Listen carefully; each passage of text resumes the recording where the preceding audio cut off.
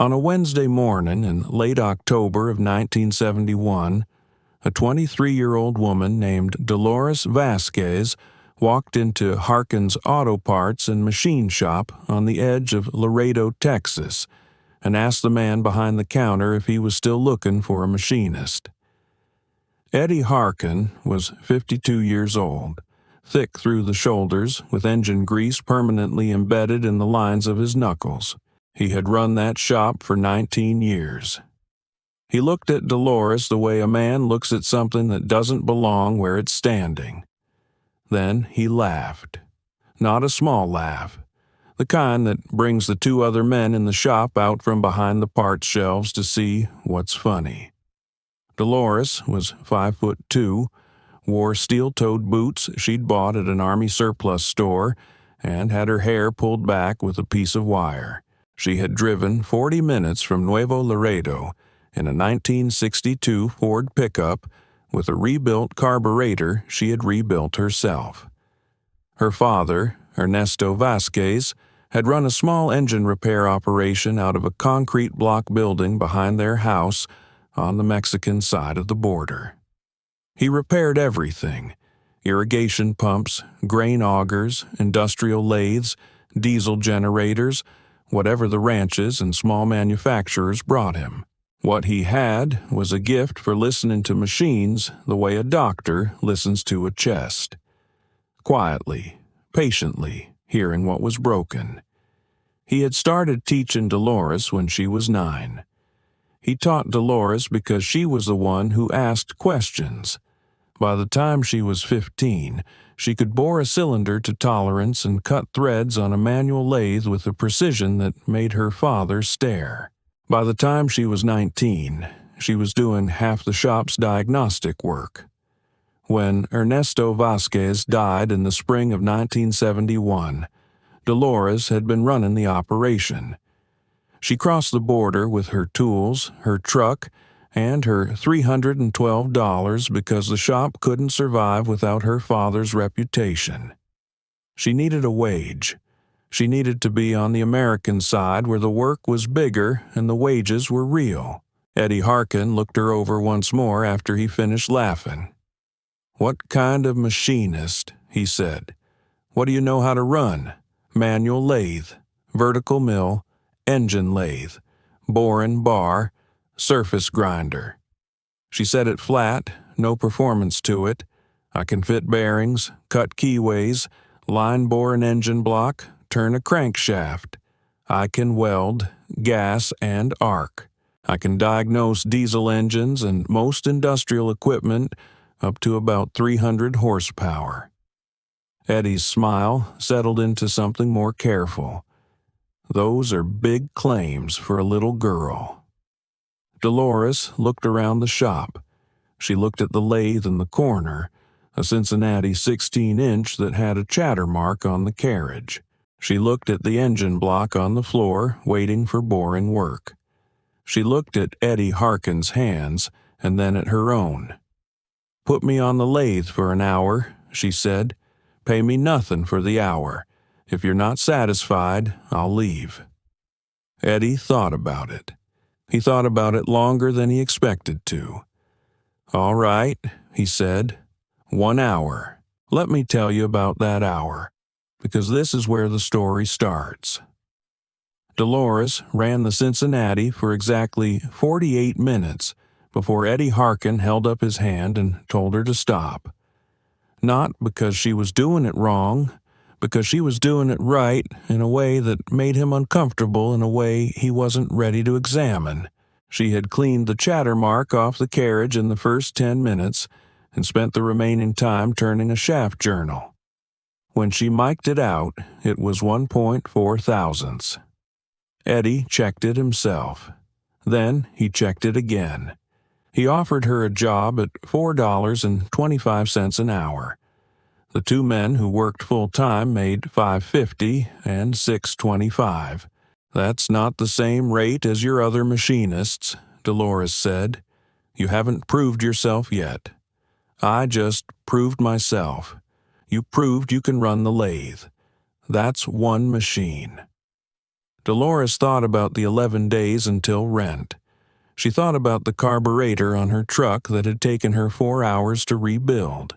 She thought about her father's hands and the patience in them, the absolute refusal to waste anything that could be saved. $4.75, she said, and I get the same rate as the others after 90 days. Eddie hired her at $4.75. Let me tell you about the first year at Harkins, because this is where most people would have quit. The two other machinists were Dale Putnam, 40, there 11 years, and Curtis Webb, 34, there 6. Dale was the better machinist. Curtis was the better talker. Both treated Dolores like she didn't belong. Not with open hostility, but with persistent, low-level exclusion, harder to name and fight. They didn't explain things or share shortcuts. When difficult jobs came, they ignored her opinions, looking past her. Dolores expected this. Her father had warned her, understanding the mechanics of being overlooked from his own past. He told her, "The work is the argument.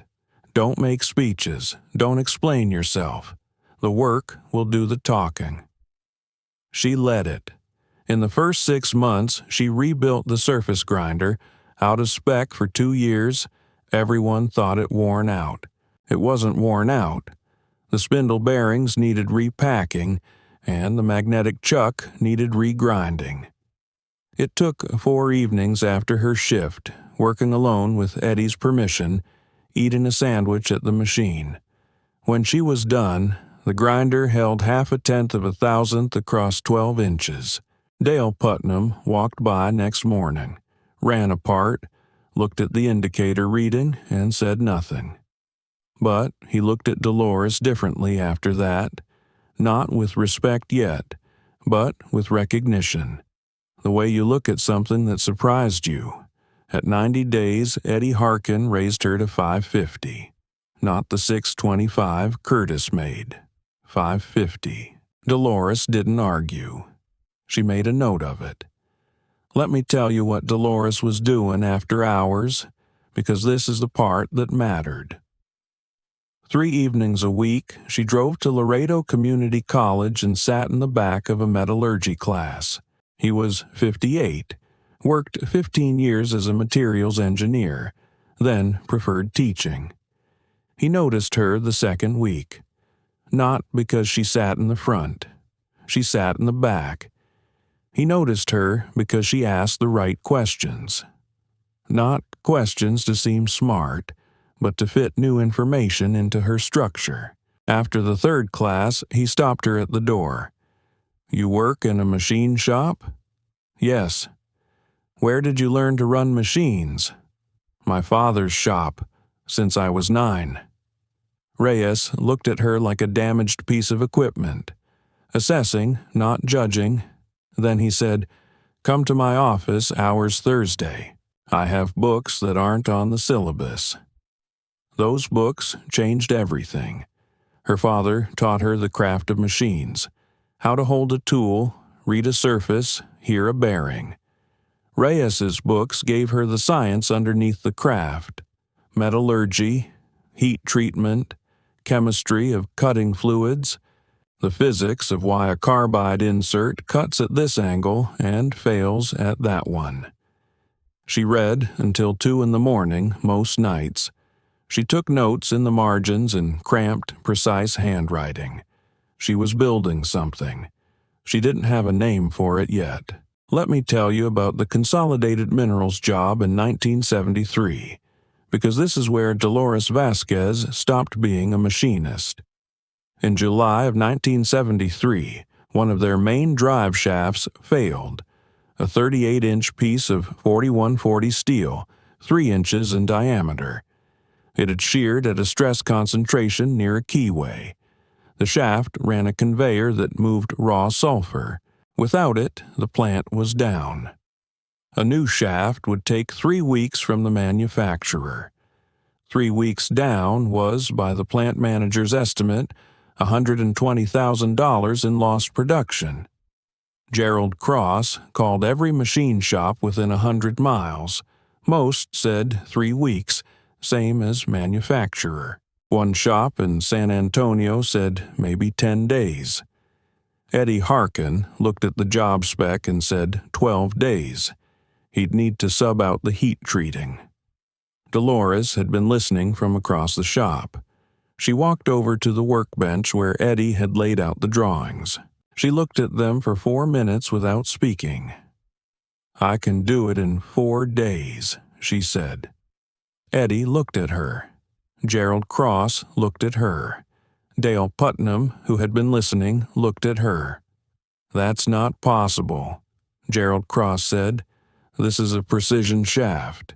It needs to be heat-treated, straightened, and ground to tolerance. I know where to get the steel in Laredo," Dolores said, "and I can do the heat treating in shop. If you give me access to your furnace," she looked at Cross, "you have a car bottom furnace at the plant. I saw it when I drove past your maintenance building." She turned back to the drawing. "The keyway is wrong. This radius at the root of the keyway is too sharp. That's why it failed. I'll redesign it to a larger radius. It'll be stronger than the original." Gerald Cross looked at Eddie Harkin. Eddie looked at Dolores. Then he said something Dolores had not expected. "Let her do it," Eddie said. "I'll stand behind her work." She did it in 3 days and 14 hours. When Gerald Cross's maintenance superintendent mic'd the finished shaft and ran it through the alignment check and found it within 0.5 of the specified tolerances on every dimension, he sat back in his chair and was quiet for a moment. Then he said, "Who trained you?" "My father," Dolores said, "and a professor named Reyes. The shaft ran for 11 years before Consolidated replaced it as part of a scheduled overhaul. The maintenance superintendent noted in the replacement log that the original had shown less wear than the factory specification predicted. Let me tell you what happened after the Consolidated job, because the ripples from those 3 days and 14 hours traveled farther than Dolores expected." Gerald Cross told 3 other plant managers. Those managers told others. Within 8 months, Harkins was getting calls from industrial operations all over South Texas asking specifically for the woman who had turned that shaft. Eddie Harkin raised Dolores to $7 an hour, which was more than Dale Putnam made, and more than Curtis Webb made, and more than anyone else in the shop. Dale said nothing. Curtis complained to Eddie in private. Eddie told him, "Bring in the work she brings in and we'll talk about your rate." Dolores saved the money. She had grown up in a house where money was kept in an envelope under a floorboard because her father didn't trust banks, and where every repair job was priced at whatever the customer could pay. Because Ernesto Vásquez believed that letting someone keep their equipment running was worth more than squeezing the last dollar. She had inherited the ethic, but not the financial philosophy. She opened a checking account, then a savings account. She saved aggressively, spent almost nothing, lived in a small apartment 3 blocks from the shop, and cooked her own food. She had something in mind. She wasn't ready to say it out loud yet. Let me tell you about the November evening in 1974 that Dolores has never talked about publicly. I know about it because her daughter told me. The shop had been closed 2 hours. Dolores was sitting in her truck in Harkin's parking lot with the engine off and her hands in her lap. She had $7,400 in her savings account. She had been at Harkin's 3 years. She was making good money for a machinist and no money at all for what she was actually worth, which she had begun to understand was something different from being a machinist. She had looked at a building that week, a vacant property on Highway 83, a cinder block structure with a loading dock and 3-phase power already run to the meter that the owner wanted $1,200 a month to lease. She had the math on a piece of paper in her coat pocket. If she leased the building and bought 2 used machines, she'd need at minimum 2 industrial customers paying on 30-day terms before the first payment was due. She didn't have those customers yet. She had relationships with people at 4 or 5 plants who knew her name and trusted her work, but knowing someone's name and writing them a check are different distances apart. The piece of paper said she had a cushion of about 4 months if everything went wrong at once. 4 months was not a long runway. She sat in that parking lot for an hour and 10 minutes. She thought about all the ways it could fail. She thought about the distance from Nuevo Laredo to where she was sitting and how her father had crossed a much larger distance with much less certainty. She thought about Ernesto Vásquez in his concrete block building, working alone at a machine by a 40-watt bulb, turning out work that was better than it needed to be because he could not make himself do work that was less than what he knew how to do. She thought about Dale Putnam's face when he ran that part across the grinder she had rebuilt. That moment before his expression closed back up, that half-second of recognition. She took the piece of paper out of her coat pocket. She read the math again. She folded it along its existing crease, put it back in her pocket, started the truck, and drove to Highway 83. She sat across the street from the vacant building in the dark for another 20 minutes. Then she drove home. 3 weeks later, she signed the lease.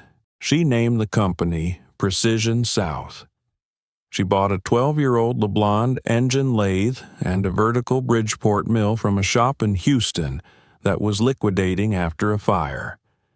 She moved both machines herself with a rented truck and 2 hydraulic dollies and a come-along she had borrowed from Dale Putnam, who had, over 3 years, moved from looking past her to looking at her, and who had, when she told him she was leaving, said, "You should have done this 2 years ago." She left Harkins on a Friday.